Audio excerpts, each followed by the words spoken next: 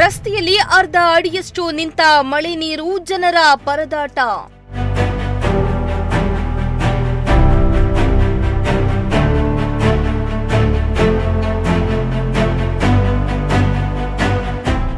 ಶಾಸಕರು, ಸ್ಥಳೀಯ ಜನಪ್ರತಿನಿಧಿಗಳ ವಿರುದ್ಧ ಜನತೆಯ ಆಕ್ರೋಶ.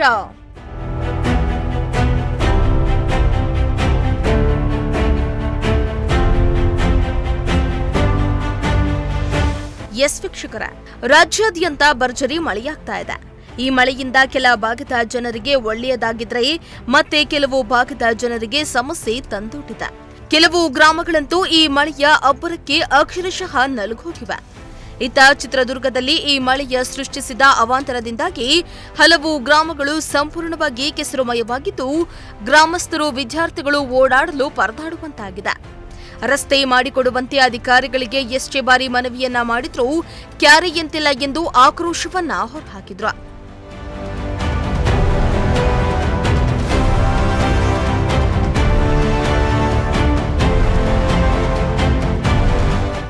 ಹೌದು, ಚಿತ್ರದುರ್ಗ ತಾಲೂಕು ಹುಣಸೇಕಟ್ಟೆ ಕೋನಬೇವು ರಸ್ತೆಯ ಅಧೋಗತಿಯಾಗಿದ್ದು, ಈ ರಸ್ತೆಯು ಕೋನಬೇವು, ನಾಯಕನಹಟ್ಟಿ, ತುರುವನೂರು, ಮುಸ್ಚೂರುವರೆಗೆ ಸಂಪರ್ಕ ಕಲ್ಪಿಸುತ್ತೆ.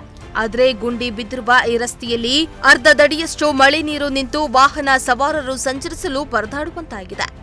ಇನ್ನು ಈ ಗ್ರಾಮಗಳಿಗೆ ಬಸ್ಗಳೇ ಬರ್ತಾ ಇಲ್ವಂತೆ. ರಸ್ತೆ ಸರಿಯಿಲ್ಲ ಅನ್ನೋ ಕಾರಣವನ್ನ ನೀಡ್ತಿದ್ದಾರಂತೆ. ಇದೇ ಕಾರಣಕ್ಕೆ ಗ್ರಾಮಸ್ಥರು ಕೆಸರು ಗದ್ದೆಯಾದ ರಸ್ತೆಗೆ ಮರದ ಕೊಂಬೆಗಳನ್ನ ನೆಟ್ಟು ಅಧಿಕಾರಿಗಳು ಹಾಗೂ ಜನಪ್ರತಿನಿಧಿಗಳ ವಿರುದ್ಧ ಆಕ್ರೋಶ ಹೊರಹಾಕಿದ್ರು.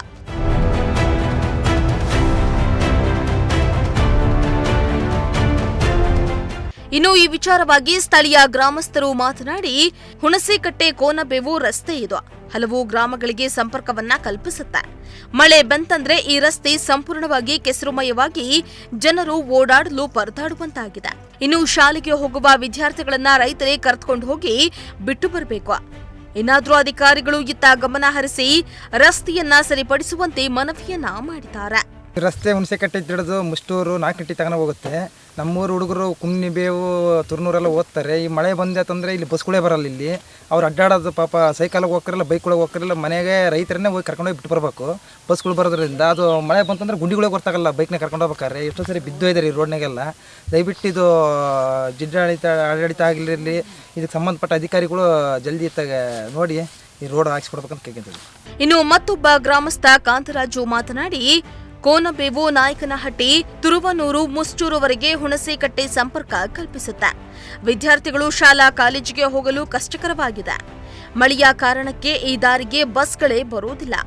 ಆರೋಗ್ಯ ಕೆಡ್ತು ಅಂದ್ರೆ ಇನ್ನೂ ಕಷ್ಟವಾಗುತ್ತೆ. ಗ್ರಾಮಸ್ಥರಿಗೂ ಒಂದೂರಿನಿಂದ ಇನ್ನೊಂದೂರಿಗೆ ಓಡಾಡಲು ಕಷ್ಟವಾಗ್ತಾ ಇದೆ ಎಂದಿದ್ದಾರೆ. ಇದು ಹುಣಸೇಕಟ್ಟೆಯಿಂದ ಕೂಂಬೇವು, ತುರ್ನೂರು, ಮುಷ್ಟೂರ್ವರೆಗೂ ಇಲ್ಲಿ ಬಸ್ಗಳು ಓಡಾಡ್ತಿದ್ದಾವೆ. ಈ ಕಡೆ ಜಂಗಲ್ಲು, ಈ ಕಡೆ ಚರಂಡಿ, ಈ ಕಡೆ ರೋಡು ಎಲ್ಲ ಕೆಟ್ಟಿರೋದ್ರಿಂದ ಬಸ್ಗಳು ಸಮೇತಾಗ ಇಲ್ಲಿ ಯಾವ ಬರ್ತಾ ಇಲ್ಲ. ಹಂಗೆ ರೋಡ್ ಗುಂಟು ಹಂಗೆ ಹೋಗ್ತದೆ ಬಸ್ಗಳು.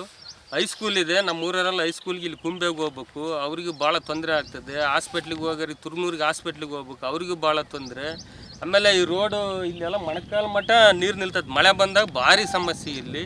ಹಂಗಾಗಿಬಿಟ್ಟು ಇದು ಸಂಬಂಧಪಟ್ಟ ಇಲಾಖೆಯರು ಆಮೇಲೆ ಜಿಲ್ಲಾಡಳಿತ ಗಮನ ಹರಿಸ್ಬಿಟ್ಟು ಇದನ್ನ ಒಂಚೂರು ಇದೇನು ಮಾಡಿಬಿಟ್ಟು ಈ ರೋಡ್ ಮಾಡಿಸ್ಕೊಟ್ರೆ ಓದ ಮಕ್ಕಳಿಗೆ, ಆಸ್ಪತ್ರೆಗೆ ಹೋಗೋರಿಗೆ, ಆಮೇಲೆ ಇಲ್ಲಿ ಹೊಲ ಮನೆಗಳಿಗೆ, ಗಾಡಿ ಎತ್ತುಗಳು, ಬೈಕ್ಗಳಿಗೆ ಹೋಗೋರಿಗೆ ಒಳ್ಳೆ ಹೆಲ್ಪ್ ಆಗುತ್ತೆ ಅಂತೇಳಿ ಕೇಳ್ಕೊಳ್ತೀವಿ. ಇನ್ನು ಕೂಡಲೇ ಸಂಬಂಧಪಟ್ಟ ಅಧಿಕಾರಿಗಳು ಈ ಹುಣಸೇಕಟ್ಟೆಯಲ್ಲಿರುವ ರಸ್ತೆ ಸಮಸ್ಯೆಯನ್ನ ಬಗೆಹರಿಸಿ ಹಲವು ಗ್ರಾಮಗಳಿಗೆ ಸಂಚಾರಕ್ಕೆ ಅನುವು ಮಾಡಿಕೊಡಬೇಕಾಗಿದೆ.